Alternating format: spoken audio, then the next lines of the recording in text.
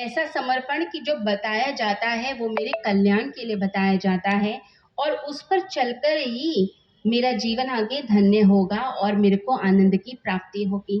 कहते हैं कि एक बार एक शिष्य जो है उसके अंदर अहंकार आया। उसे लगा कि मैं न जाने क्या हो गया हूँ।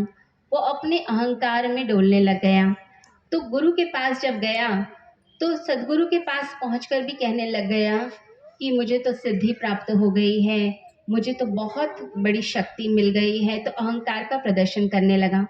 तो गुरु सहज भाव में उन्होंने उस शिष्य की तरफ देखा और डंडा उठाया और शिष्य को डंडा मारा और कहा, तू पहले तो निकल यहाँ से। तूने कुछ भी साधना नहीं की, तूने अपने अहंकार को ही नहीं गलाया है, तो तूने क्या शक्ति प्राप्त की है। पहले तो तू बाहर जा और जाके इस अहंकार को गला करा कि तू बहुत कुछ बन गया है। ये जो बहुत कुछ होने का भाव है कि मैं न जाने क्या हूँ, मैं न जाने क्या बन गया हूँ, पहले तो इस चीज को गला कर आओ और अपने आप में एक सहजता को लेकर आओ। तो कहते हैं कि उस शिष्य के भीतर बहुत ही गहरी चोट पहुंची। उसे सदमा लगा कि मैं क्या कर रहा था और मेरे गुरु भी मुझसे नाराज हो गए। तो कहते हैं कि वो साधना में चला गया। उसने बहुत साधना करी, बहुत तपस्या की।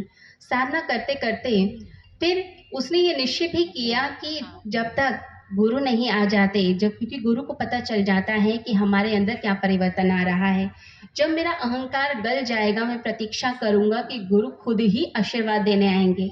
और कहते हैं साधना करते करते वर्षों बीत गए और एक दिन जब उसको अंदर से अनुभूति हुई कि मेरा अहंकार पूरी तरह गलता जा रहा है, वो शून्य में प्रवेश करता जा रहा था और अपने आप अंदर ही अंदर खोता चला जा रहा। तो एक दिन क्या हुआ कि गुरु के शिष्य ने कहा कि ये बहुत सालों से साधना कर रहा है, आप एक बार जाकर उसे मिल तो आइए। तो गुरुदेव ने कहा कि वो क्षण बहुत जल्दी आएगा, क्योंकि जो इसकी साधना चल रही है, जो इसकी स्थिति है, उस स्थिति में बहुत जल्द ही उसका जो अहंकार है वो पूर्ण रूप से लुप्त हो जाएगा और उसकी समाधि लग जाएगी। तो एक दिन गुरु वहां से गुजरे तो गुरुदेव की नज़र उस शिष्य के ऊपर पड़ी जो साधना कर रहा था। तो साधना करते करते गुरु उसके पास गए और उसके सर के ऊपर हाथ रखा।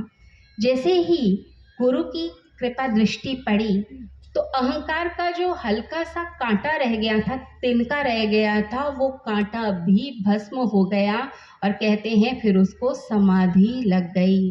तो गुरु की जो कृपा दृष्टि होती है वो दृष्टि से ही हमारा जो है कल्याण होता है।